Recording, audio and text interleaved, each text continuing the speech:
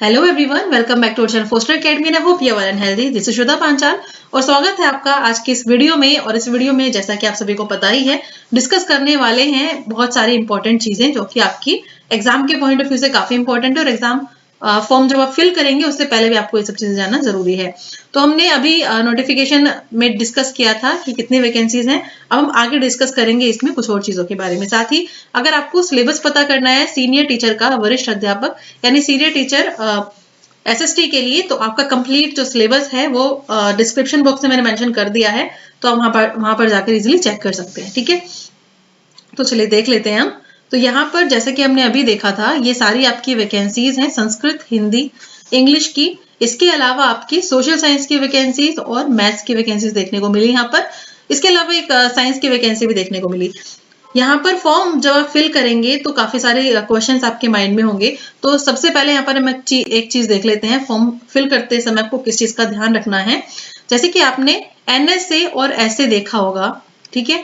तो आप जब फॉर्म फिल करेंगे तो आपको ये चीज ध्यान रखनी है कि अनुसूचित क्षेत्र के अभ्यर्थी गैर अनुसूचित क्षेत्र की रिक्तियों के विरुद्ध भी आवेदन कर सकते हैं। यानी अनुसूचित क्षेत्र के जो अभ्यर्थी हैं वो गैर यानी नॉन स्केड्यूल्ड एरियाज वाले में भी विरुद्ध भी आवेदन कर सकते हैं। इसलिए अनुसूचित जो क्षेत्र है उसके निवासित अभ्यर्थी अनुसूचित क्षेत्र में, आपको बस ये बोला गया है कि आप जब वैकेंसीज भरें तो उसमें प्राथमिकता को ध्यान रखें। ठीक है, ऐसा नहीं होना चाहिए कि बाद में आप बोले कि हमें तो उस वाले एनएसए में अप्लाई करना था या एसए में अप्लाई करना था। आपको एनएसए में अप्लाई करना हो या एसए में करना हो, लेकिन आपको प्रेफरेंस ध्यान रखनी है, फर्स्ट प्रेफरेंस किसको देनी है। ठीक है, देखिए यहाँ पर आपको क्या बताया गया है कि अनुसूचित क्षेत्र के निवासित अभ्यर्थी जो है वो अगर वो अनुसूचित क्षेत्र एवं गैर अनुसूचित क्षेत्र के पदों के संबंध में अपने प्राथमिकता क्रम आवश्यक रूप से ऑनलाइन आवेदन में भरे, अन्यथा उन्हें नहीं तो क्या होगा, फिर उन्हें अनुसूचित क्षेत्र हेतु आरक्षित पदों के विरुद्ध लाभ दे नहीं होगा। ठीक है, तो प्रेफरेंस अपने ध्यान रखनी है, आपको कहां पर देखनी है। इसके अलावा आपको बताया गया है अनुसूचित क्षेत्र के पदों के विरुद्ध केवल राजस्थान राज्य के अनुसूचित क्षेत्र के अभ्यर्थी ही ऑनलाइन फॉर्म भर सकते हैं या आवेदन कर सकते हैं। ठीक है, तो अनुसूचित क्षेत्र के लिए अगर बात करें तो राजस्थान को ही ध्यान में रखा जाएगा, अदर स्टेट वालों के लिए ये चीज नहीं है। फिर है अन्य क्षेत्र के अभ्यर्थी जो हैं यदि अनुसूचित क्षेत्र के पदों के लिए आवेदन करते हैं तो वो अपात्र होंगे, यानी कि वो माने नहीं जाएंगे। अनुसूचित क्षेत्र के लिए आवेदन करने वाले अभ्यर्थियों को अनुसूचित क्षेत्र में निवासित होने का प्रमाण पत्र यथा समय आयोग यानी जब भी पूछा जाए तभी प्रस्तुत करना होगा, मांगे जाने पर प्रस्तुत करना होगा, नहीं तो वो इसका पात्र नहीं होगा। लास्ट में आपको बताया गया है यदि अनुसूचित क्षेत्र के अभ्यर्थी अनुसूचित क्षेत्र में ही कार्य सेवा करना चाहते हैं तो उन्हें अनिवार्यतः अनुसूचित क्षेत्र को ही प्राथमिकता देनी होगी, जो कि मैंने आपको बोला प्रेफरेंस कि आप एनएसए में भरना चाहते हैं पोस्ट या फिर एसए में भरना चाहते हैं, ये चीज आपको बताई गई है। नेक्स्ट इंपॉर्टेंट पॉइंट आपके लिए जानने वाला कौन सा है, देख लेते हैं। ये है आपका विषयों के लिए। ठीक है, अनिवार्य शैक्षणिक जो योग्यताएं हैं उनके बारे में यहाँ पर क्या मेंशन किया गया है वो देख लेते हैं। ठीक है, सारे ही देख लेते हैं एक बार। उक्त पदों की अपेक्षित इसके अलावा आपको ये रहा संस्कृत के बारे में अगर बोला जाए तो यहाँ पे आपसे को स्पेशली बोल दिया गया है कि शास्त्री और N equivalent traditional Sanskrit examination with Sanskrit medium. ठीक है, एंड शिक्षा शास्त्री डिग्री या फिर डिग्री और diploma in education recognised by NCT, ये आपका संस्कृत के लिए है। इंग्लिश, हिंदी और मैथ्स के लिए आपको बोला है ग्रेजुएट होना चाहिए या फिर equivalent examination with the concern subject as optional subject. और इसके अलावा डिग्री जो है या तो डिग्री या फिर डिप्लोमा आपका एजुकेशन से रिलेटेड होना चाहिए एनसीटीई के नॉर्म्स के अकॉर्डिंग। अगर साइंस की बात करें तो वही बात है यहाँ पर ग्रेजुएट और equivalent examination with at least 2 of the following subject. ये जो मेनली प्रॉब्लम देखने को मिलती है आपकी वो साइंस और सोशल साइंस में देखने को मिलती है, वही हम देख लेते हैं। साइंस में आपको बोला गया है कि पेयर वाली बात की गई है, तो यहाँ पे आपको बोला गया कि कि आपके पास कौन कौन से सब्जेक्ट यहाँ पर जरूर होने चाहिए, एटलीस्ट 2 यानी एटलीस्ट इनमें से 2 सब्जेक्ट तो आपके पास होने ही चाहिए। ये कौन कौन से सब्जेक्ट हो सकते हैं आपके, फिजिक्स, केमिस्ट्री, इसके अलावा जूलॉजी, बॉटनी, इसके अलावा माइक्रोबायोलॉजी, इसके अलावा biotechnology and biochemistry and degree और diploma in education recognised by national council for teacher education. अगर हम सोशल साइंस की बात करें तो यहाँ पर भी आपको यही बोला गया है कि एटलीस्ट आपने ग्रेजुएशन में या फिर जो इसके इक्विवेलेंट एग्जामिनेशन दिया है उसमें एटलीस्ट आपके 2 सब्जेक्ट तो आपके पास इनमें से कोई होने ही चाहिए जो इन्होंने मेंशन किए हैं। इतने सारे सब्जेक्ट में से आपके पास 2 सब्जेक्ट होंगे, या तो वो हिस्ट्री हो सकता है या geography, economics, political science, sociology, public administration and philosophy. ठीक है, इसके बाद आपका डिग्री और डिप्लोमा इन एजुकेशन। तो ये चीज भी आपको पता है, अपना ये आप सेट देख लेंगे ऑप्शनल सब्जेक्ट आपका है या नहीं।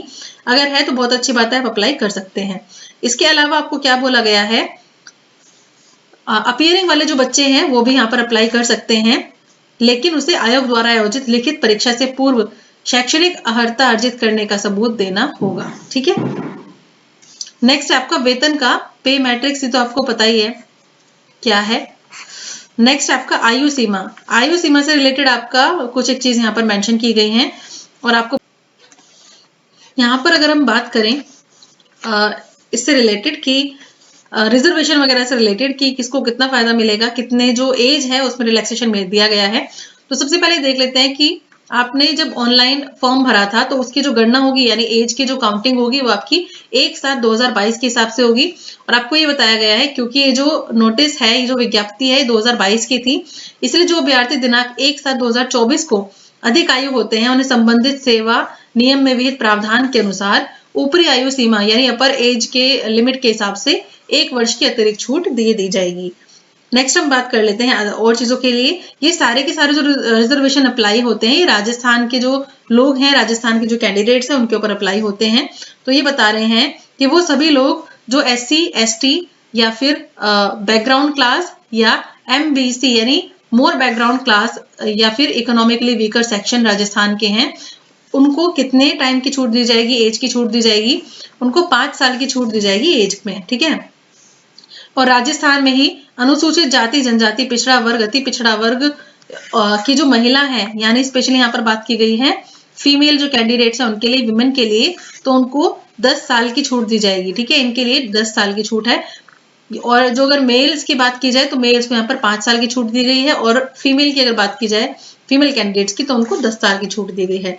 इसके अलावा विमेन जो है जो कि जनरल कैटेगरी से हैं उनको कितने छूट दी गई है, उनको 5 साल, यानी राजस्थान अनारक्षित जो वर्ग की महिलाएं हैं यानी सामान्य वर्ग में जो भी महिलाएं आती हैं उनको 5 साल जो है एक्स्ट्रा दिए गए हैं। इसके अलावा विधवा एवं विचिन्न विवाह ये जो है महिला, इसके लिए आपको कितनी दी गई है एज लिमिट, यह अधिकतम आयु सीमा इसकी कोई भी नहीं है। ठीक है, चलिए तो नेक्स्ट चलते हैं यहाँ पर और देखते हैं कि आगे क्या इंपॉर्टेंट चीज है जो आपको पता होनी चाहिए।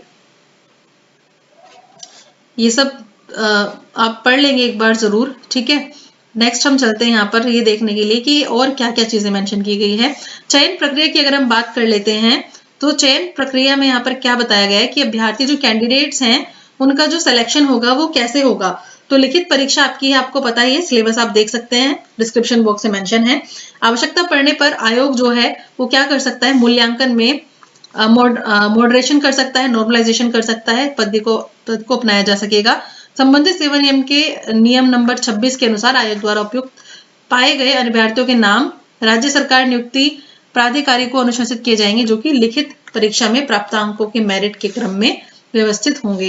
यानी आपको जो बताया गया है वो बताया गया है कि मेरिट जो है उसके अकॉर्डिंग आपका जो रेडी होगा, आपका जो रिजल्ट रेडी होगा, यानी लिखित परीक्षा में आपको जितने नंबर मिलेंगे उसकी मेरिट के हिसाब से देखा जाएगा। ठीक है, नेक्स्ट देखिए,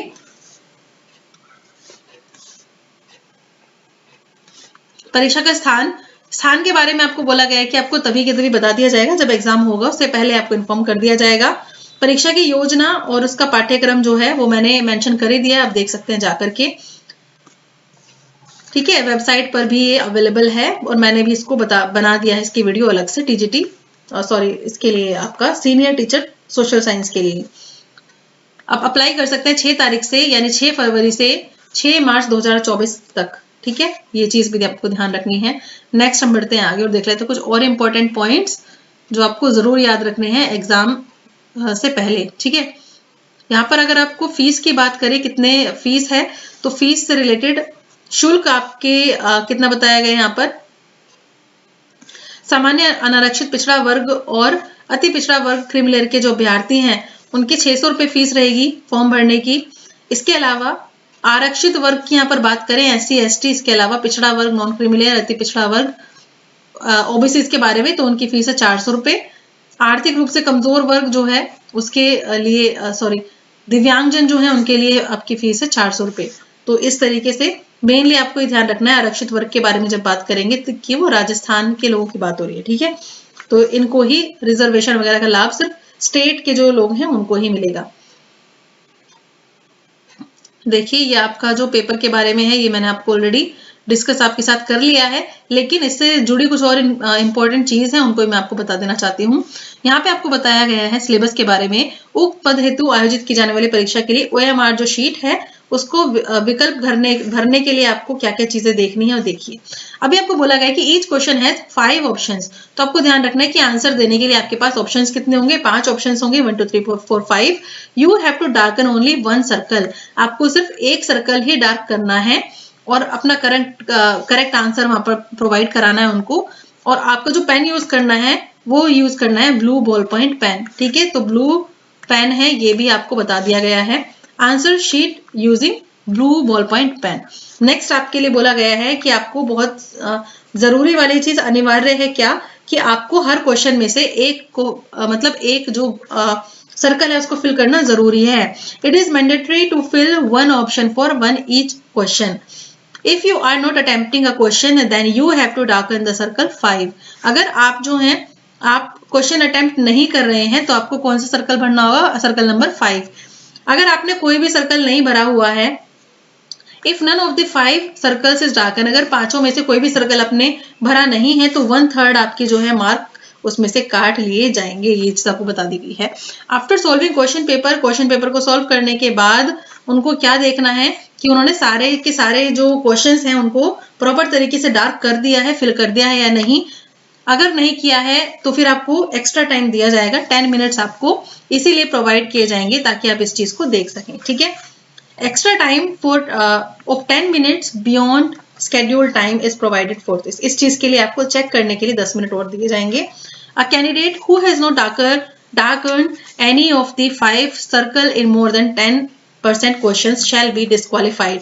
यानी अगर आपने ऐसे क्वेश्चंस की संख्या ज्यादा रहेगी जिसमें आपने ऑप्शंस नहीं भरे हैं, छोड़ दिए हैं, और ऐसे क्वेश्चंस आपके 10% हो गए पूरे क्वेश्चन पेपर में मिला के मार्कशीट में, तो आपको डिस्क्वालिफाइड जो है प्रूव कर दिया जाएगा, ठीक है। तो आप पेपर देने क्यों आए हैं, मतलब इन्होंने बोला है क्यों टाइम वेस्ट कर रहे हो अगर आपको आंसर ही नहीं देने दो, तो आपको 5 में से एक सर्कल तो जरूर ही करना पड़ेगा। और अगर आपने छोड़े हुए क्वेश्चंस हैं, यानी वहां पर कुछ ऐसे क्वेश्चंस है कि अटेम्प्ट ही नहीं किए हैं, अगर ऐसे क्वेश्चंस का नंबर 10% टोटल हो गया तो आप डिस्क्वालीफाई कर दिए जाएंगे। यहाँ पर आगे बढ़ते हैं आगे और अब देखते हैं और क्या इंपॉर्टेंट चीज आपको यहाँ पर देखने को मिलती है।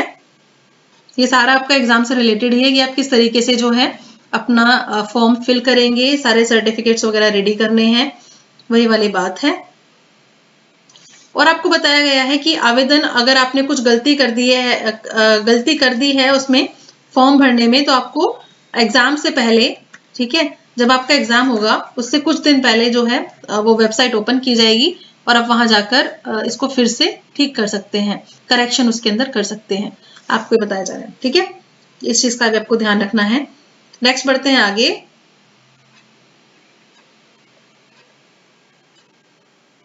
बस ये तो फिनिश हो गया है। तो यहाँ पर आपका मैंने डिस्कस कर लिया है सारी की सारी इंपॉर्टेंट चीजें।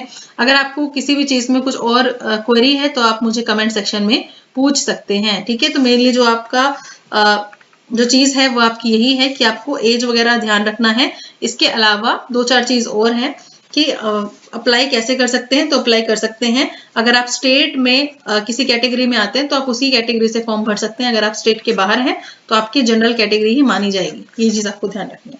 तो थैंक यू सो मच।